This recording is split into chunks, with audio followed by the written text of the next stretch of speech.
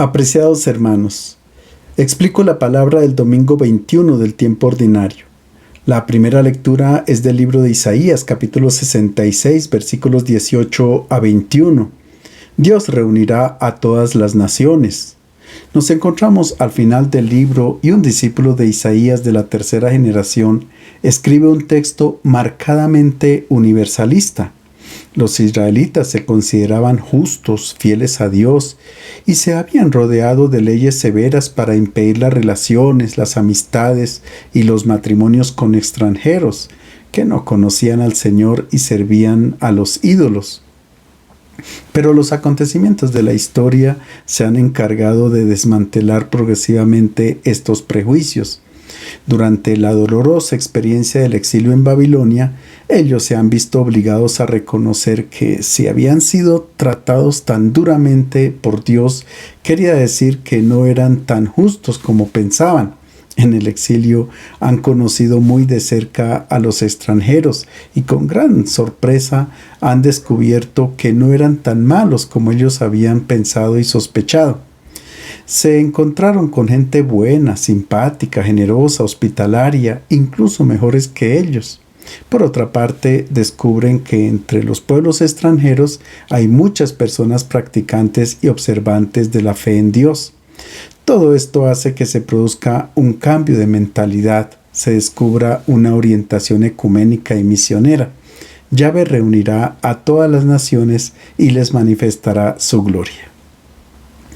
Así dice el Señor: yo vendré para reunir a las naciones de toda lengua, vendrán para ver mi gloria.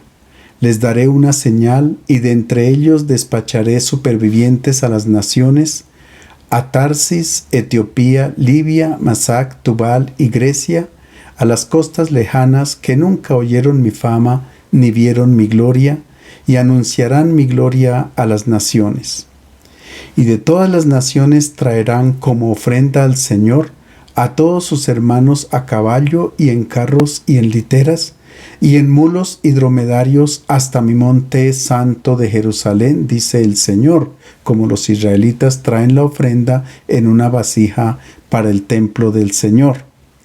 De entre ellos escogeré sacerdotes y levitas, dice el Señor. Dios destruirá todas las barreras que dividen a los pueblos, raza, nacionalidad, lengua, creencia, género, etc. Y los extranjeros serán tan devotos del nombre del Señor que Él los elegirá con preferencia a los israelitas y los enviará como misioneros para llevar la salvación a las gentes de todo el mundo. Etiopía, Libia, al Asia Menor donde está Masac y Tubal, a Grecia y hasta Tarsis, es decir, hasta España, que se consideraba el confín de la tierra. Ellos anuncian en todas las naciones lo que les ha sido revelado. Como respuesta al mensaje, se iniciará un gran movimiento de concentración hacia el Monte Santo, hacia Jerusalén. La palabra que ha sido enviada a todos los pueblos no volverá vacía. Ya en el capítulo 25, el profeta había hablado de un reino futuro de felicidad y paz y lo había comparado con un gran banquete en el que se servirán vinos excelentes y refinados, manjares suculentos y carnes tiernas. Esta no será una fiesta reservada a los israelitas. La sala del banquete estará abierta para dar la bienvenida a todos los pueblos. Utilizando todos los medios humanos de transporte de las naciones del mundo, también llevarán a Jerusalén a los hijos de Israel que estaban dispersos, y esta gran repatriación será como una ofrenda a Yahvé y un reconocimiento de que Él es el Señor y Dios de las naciones. Finalmente, aparece la promesa más escandalosa para un judío. Yahvé elegirá también de entre los gentiles a sacerdotes y a levitas. En adelante, todos serán un solo pueblo elegido. La segunda lectura es de la carta a los Hebreos, capítulo 12, versículos 5 a 13. Dios muestra su paternal pedagogía para con sus hijos. Como hemos explicado en los domingos anteriores, los destinatarios de esta carta eran cristianos afligidos, que no lograban encontrar una explicación ni dar sentido a sus sufrimientos y tribulaciones. El autor trata de ayudarles ofreciéndoles un ejemplo de la pedagogía impartida en el hogar. Hermanos, ¿han olvidado ya la exhortación que Dios les dirige como a hijos? Hijo mío, no desprecies la corrección del Señor, ni te desanimes si te reprende, porque el Señor corrige a quien ama y azota a los hijos que reconoce. Aguanten, es por su educación que Dios los trata como a hijos. ¿Hay algún hijo a quien su padre no castigue? Ninguna corrección cuando es aplicada resulta agradable, más bien duele, pero más tarde produce en los que fueron corregidos frutos de paz y de justicia. Por tanto, fortalezcan los brazos débiles, robustezcan las rodillas vacilantes, enderecen las sendas para sus pies, de modo que el cojo no caiga, sino que se sane. Los hebreos tenían en mente que el sufrimiento era consecuencia de la caída de los primeros padres, es decir, del pecado original. Pero esta manera de pensar le quita al sufrimiento la responsabilidad personal con la que hay que asumirlo. El autor de la carta a los hebreos se dirige a sus destinatarios para decirles que Dios los trata como a hijos y que las pruebas conducen al bien personal. Es como dice el padre Armelini: si un maestro tiene entre sus estudiantes también a un hijo suyo, no le da trato de preferencia, sino que quiere que se aplique y se empeñe como los demás. A cualquier otro estudiante que sea perezoso e indolente, se contenta con llamarle la atención, pero si es su hijo quien se comporta mal, la reprimenda incluso el castigo son más severos, precisamente porque se trata de su hijo, porque le ama más que a todos. Naturalmente que en el Nuevo Testamento hay otras maneras de concebir el sufrimiento. Se habla de las tribulaciones de los últimos tiempos, de la participación en los padecimientos de Cristo o de las consecuencias de los pecados personales. Pero el autor de la carta a los Hebreos dice que Dios permite que los creyentes se vean sometidos a tantas pruebas para hacerlos mejores. Las pruebas son la señal de que Dios no los considera como a extraños, sino como a hijos. Puede ocurrir que de momento ellos se quejen de la dureza del Padre, pero más adelante, cuando hayan crecido, le darán gracias por la educación recibida. El Evangelio es de San Lucas, capítulo 13, versículos 22 a 30. Jesús pide entrar al reino de Dios por la puerta estrecha. Los evangelios sinópticos presentan a Jesús en un viaje de Galilea a Jerusalén, y durante este recorrido nos narran varios episodios. En particular, San Lucas nos cuenta que un doctor de la ley pregunta a Jesús qué tiene que hacer para heredar la vida eterna. Vemos que Jesús visita a Marta y María, las hermanas de Lázaro, en Betania, que pronuncia varias parábolas, y el domingo anterior él decía que había venido a la tierra a traer un fuego y cuánto deseaba que ya estuviera ardiendo. Y lo más sorprendente, que no había venido a traer paz, sino división. Jesús se presenta como un peregrino hacia Jerusalén, donde tendrá que donar la vida. Y esta es la condición de todo discípulo. Somos peregrinos, extranjeros de esta tierra, como dice el apóstol Pedro cuando en su primera carta escribe a los cristianos perseguidos del Asia Menor: les ruego como a extranjeros y peregrinos en este mundo. También dice Pablo en la carta a los Filipenses: somos ciudadanos del cielo, de donde anhelamos recibir al Salvador, el Señor Jesucristo. El peregrino es distinto del vagabundo. Ambos caminan, pero el peregrino tiene una meta, sabe a dónde va, mientras que el vagabundo no sabe su destino ni cuál es el sentido de su camino. El peregrino va siempre en busca de lo infinito, y de esto trata el Evangelio de hoy. Jesús iba enseñando por ciudades y pueblos mientras se dirigía a Jerusalén. Uno le preguntó: Señor, ¿son pocos los que se salvan? Se trata de una pregunta sobre un tema muy importante en el tiempo de Jesús, que suscitaba muchas discusiones. Por lo general se identificaba la salvación con la resurrección, que a su vez se entendía como el regreso a la vida de este mundo, pero naturalmente una vida llena de gozo, sin ningún dolor, sufrimiento o enfermedad. Los egipcios siempre han creído en la eternidad, mientras que en Israel se comienza a hablar de resurrección a partir del siglo II antes de Cristo, cuando el imperio griego ha comenzado a perseguir a todos aquellos que eran fieles a la ley y a sus tradiciones. Israel creía que con la llegada del Mesías se establecería un reino de paz, de alegría y de justicia en este mundo, donde los justos, pero en particular los mártires, vuelven a la vida para poder participar de este reino. Naturalmente que no todos creían en la resurrección concebida de esta manera, solo una minoría, algunos sacerdotes del templo y el grupo de los fariseos, porque los saduceos no creían en el más allá. Recordemos que ellos formulan una pregunta a Jesús, poniendo el caso de una mujer que había tenido 7 maridos, de acuerdo con la ley del levirato, y preguntan a Jesús que en la resurrección de los muertos, ¿cuál de ellos será su verdadero marido? No es posible entender la resurrección como un retorno a la vida de este mundo. Los fariseos que creían en ella se preguntaban, ¿quién será salvado? ¿Solo unos pocos o todos los hijos de Abraham? ¿O tal vez alguno que se encuentre justo dentro de los paganos? Ellos sostenían que todos los que observaban la Torá tendrían derecho a recibir la salvación y por tanto resucitarían. Recordemos el diálogo de Jesús con Marta, la hermana de Lázaro, cuando el maestro le dice, su hermano resucitará. Marta contesta, pues, esto es obvio, sé que resucitará porque él es un justo.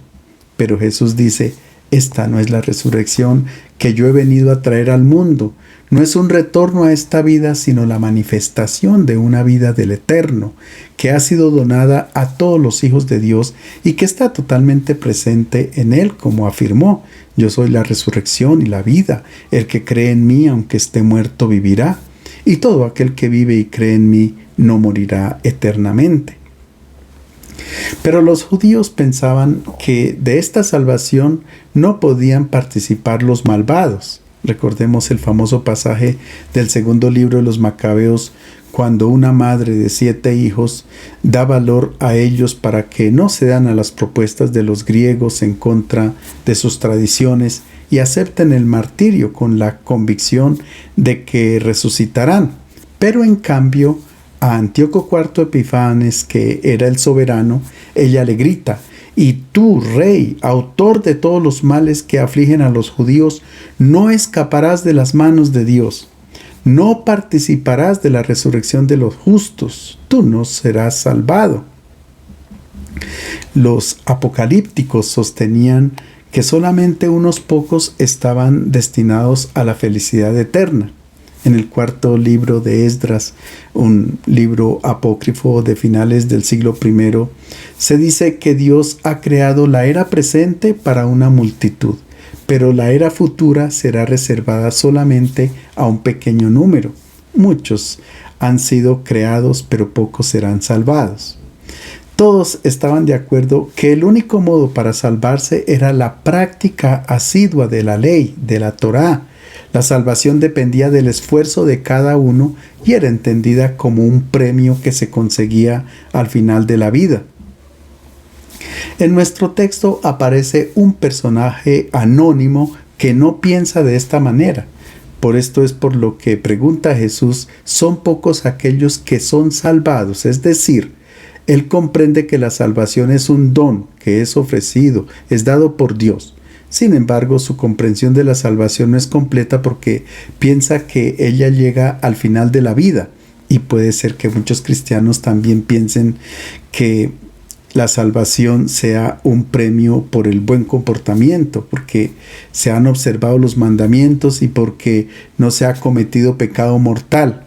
De este modo Dios premia dando una boleta de ingreso al paraíso y así la persona es salvada. Esta interpretación de la salvación es equivocada y da origen a la creencia de que unos van al paraíso y otros van al infierno, unos se salvan y otros se condenan. Jesús concibe la salvación de otra manera. no es al final de la vida que ella ocurre, porque después de la muerte el Padre Celestial acoge a todos sus hijos con un abrazo de amor.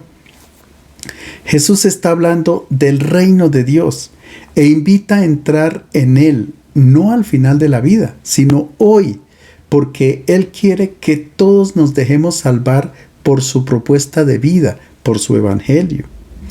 En el evangelio del domingo anterior, Jesús invitaba a ponerse de acuerdo con el adversario antes de llegar al tribunal, y decíamos que este adversario era el mismo evangelio, porque cuando nos ponemos de acuerdo con Él, Él nos salva de tomar decisiones equivocadas. La respuesta a la pregunta que se le formula a Jesús no es difícil porque la realidad está presente ante nuestros ojos. Desafortunadamente, son pocos los que acogen la propuesta del Evangelio. Son pocos quienes se convierten en servidores de los hermanos. Pocos los que aceptan la propuesta de no acumular bienes, sino de compartirlos con los más necesitados. Pocos los que quieren servir en vez de ser servidos. Pocos los que quieren obedecer en vez de mandar, etc. En el Evangelio de hace 15 días Jesús hablaba de un pequeño rebaño, al cual invitaba a no tener miedo y a entregar en limosna todo lo que poseían. De este modo, por sus obras de amor, conseguían bolsas que no se hacen viejas y un tesoro donde no entran ladrones ni la polilla los corroe, los carcome. Jesús nos dice que no hay que fundamentar la vida sobre lo efímero, sino sobre el amor que permanece, es decir, dejarse salvar inmediatamente. Y ahora escuchemos cómo Él responde a la pregunta. Jesús les contestó: esfuércense por entrar por la puerta estrecha, porque les digo que muchos intentarán entrar y no podrán. Jesús no responde directamente a la pregunta formulada, sino que le interesa aclarar cómo se entra hoy en el reino de Dios, y para esto utiliza 3 imágenes. La primera, hay que hacer un esfuerzo, pero aquí la traducción no es exacta. El verbo griego que se utiliza es agonizomai, que es empleado en el campo del deporte, significa competir, luchar. En la primera carta a los Corintios, capítulo 9, Pablo afirma: ustedes saben que en una carrera todos corren, pero solamente uno recibe el premio. Pues corran ustedes de tal modo que reciban el premio. Y todo el que compite en los juegos se abstiene de todo. Ellos lo hacen para recibir una corona corruptible, pero nosotros una incorruptible. Además, el apóstol dice que él también hace gimnasia para poder correr, porque puede suceder que él, habiendo predicado a otros, quede desclasificado. Se trata de una lucha interior, un conflicto interno que experimentamos cuando el Evangelio o la fuerza del Espíritu nos empuja a amar y se confronta con nuestras pasiones internas como el egoísmo, la soberbia, la codicia, etc. En este sentido, Mateo en el capítulo 11 dice: desde los días de Juan el Bautista hasta ahora, el reino de los cielos sufre violencia y los violentos lo conquistan por la fuerza. Esta lucha interna la experimentó también Jesús, pero Él permaneció fiel a la voz del Espíritu. La segunda imagen es la puerta estrecha. Sorprende el hecho de que una multitud no logre entrar a pesar de intentarlo. Sin lugar a duda, se está haciendo referencia a los fariseos, que dicen tener una vida impecable y ejemplar. Ayunan 2 veces por semana, no son ladrones ni adúlteros, y sin embargo no logran entrar.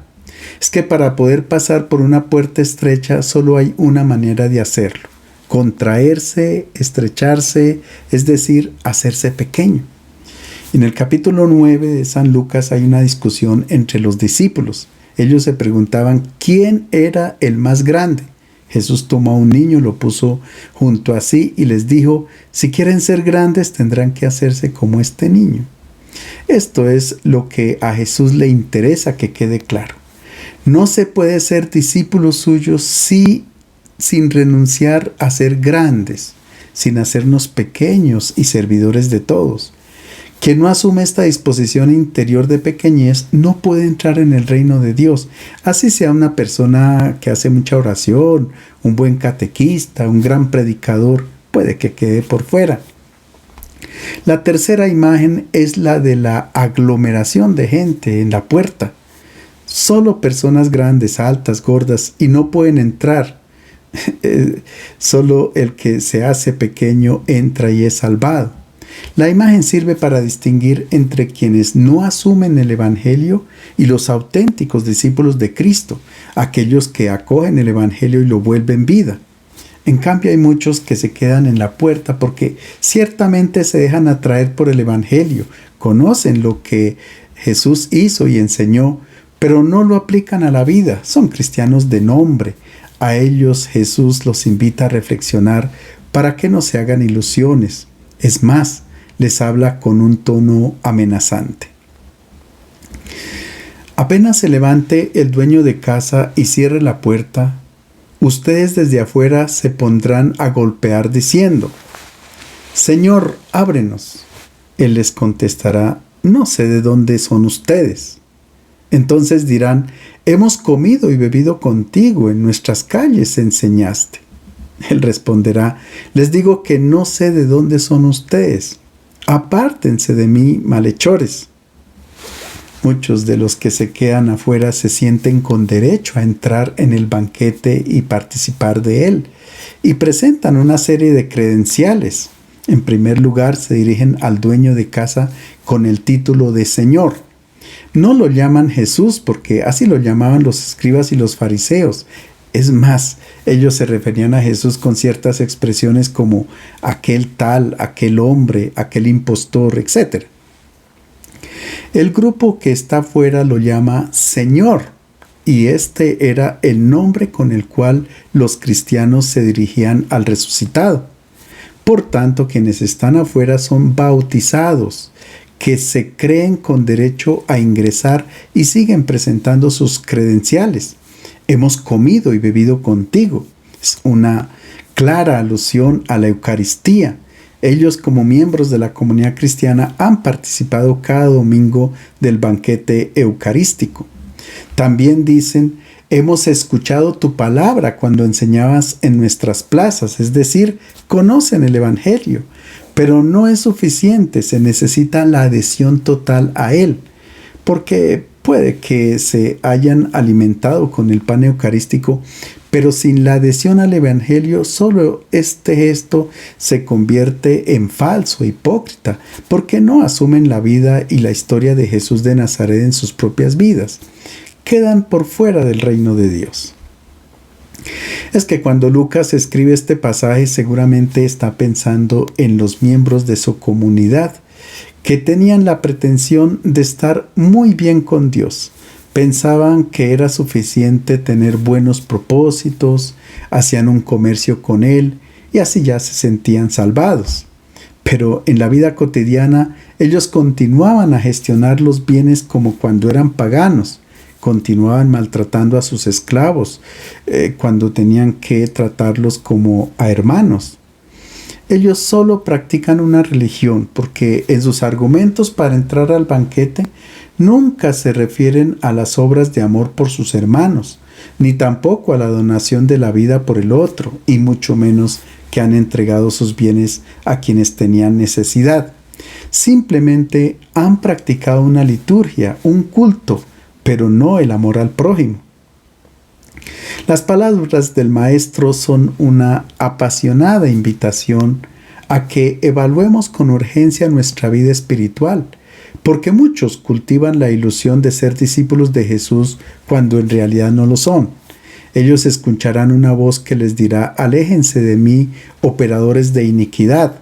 Se trata de una cita del Salmo 6 que dice: «Apártense de mí todos ustedes que hacen iniquidad, porque el Señor ha oído la voz de mi llanto». Cuando el Señor dice que se alejen, no significa que los rechaza o los condene, no. Se trata de una amonestación fuerte para que tomen conciencia que no pueden compartir con Él el banquete porque no están dentro del reino de Dios. Pero esto tiene solución. Veamos cómo concluye nuestro pasaje. Allí será el llanto y el crujir de dientes, cuando vean a Abraham, Isaac y Jacob y a todos los profetas en el reino de Dios, mientras ustedes sean expulsados. Vendrán de oriente y occidente, del norte y del sur, y se sentarán a la mesa en el reino de Dios, porque hay últimos que serán primeros y primeros que serán últimos. Quien conoce y se ha dejado envolver y fascinar por los temas favoritos del Evangelio de Lucas, como la alegría, la fiesta, el optimismo, la misericordia de Dios, ahora se queda estupefacto ante tales palabras. Nunca se hubiera esperado de Jesús semejante comportamiento. El que amaba a los publicanos y pecadores y aceptaba con gusto sus invitaciones para comer con ellos, ahora les cierra la puerta a sus amigos en su cara, fríamente y sin dudarlo. El Jesús inflexible de esta parábola no parece el mismo que sugería invitar al banquete a lisiados, tullidos y ciegos, de quienes lógicamente no se puede esperar ni puntualidad ni que acierten de inmediato con la puerta de entrada. No se asemeja al médico que ha venido a curar a los enfermos, ni al pastor que se enternece por la oveja perdida, ni al amigo que se levanta en la noche para dar pan. Sus sentimientos son distintos de los del padre del hijo pródigo. Este lenguaje no es extraño en el Evangelio de Mateo. Allí encontramos con frecuencia en boca de Jesús palabras muy duras contra los malvados.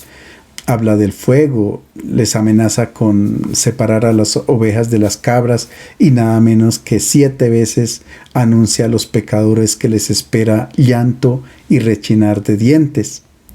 En cambio, Lucas presenta a un Jesús más comprensivo, indulgente y siempre pronto a ponerse de parte de los pobres, de los desesperados, de los que han tenido una vida difícil. Siempre lo presenta así, excepto en el pasaje de hoy donde extrañamente recurre a las amenazas y condenas. ¿Y por qué lo hace? Porque Lucas siente la necesidad de dar un sacudón a sus comunidades, porque en ellas existen bautizados que sin darse cuenta se están adaptando nuevamente a la vida anterior, a la vida pagana. Y si continúan así, terminarán en el llanto y en el rechinar de dientes cuando se den cuenta de haber fallado en la vida. Esta es una imagen rabínica que significa la rabia de quien entiende muy tarde que se ha equivocado. Dentro de la casa del banquete hay un segundo grupo compuesto por los patriarcas, Abraham, Isaac, Jacob y todos los profetas, y luego aparece una multitud inmensa que viene de los 4 puntos cardinales. ¿Quiénes son los que están adentro entonces? La mayoría de los bautizados que han vivido auténticamente el Evangelio, pero también hay muchísimos que no han conocido a Jesús, ni caminado a su lado y también están allí. Ahora bien, si han logrado entrar significa que han pasado por la puerta estrecha, es decir, se han comportado como siervos de los hermanos, se han hecho pequeños, han escuchado la voz del Espíritu que los ha llevado a servir y amar a sus hermanos. Lucas termina el pasaje con la sentencia, porque hay últimos que serán primeros y primeros que serán últimos. Quiere decir que al final todos serán recibidos, aunque por desgracia para ellos, los últimos habrán perdido la oportunidad de haber gozado desde el principio de las alegrías del banquete del reino de Dios.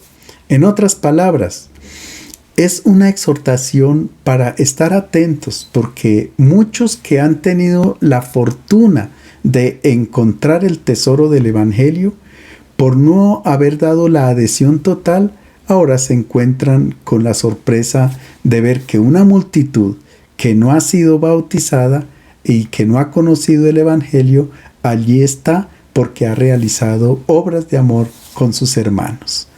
Les deseo un feliz domingo.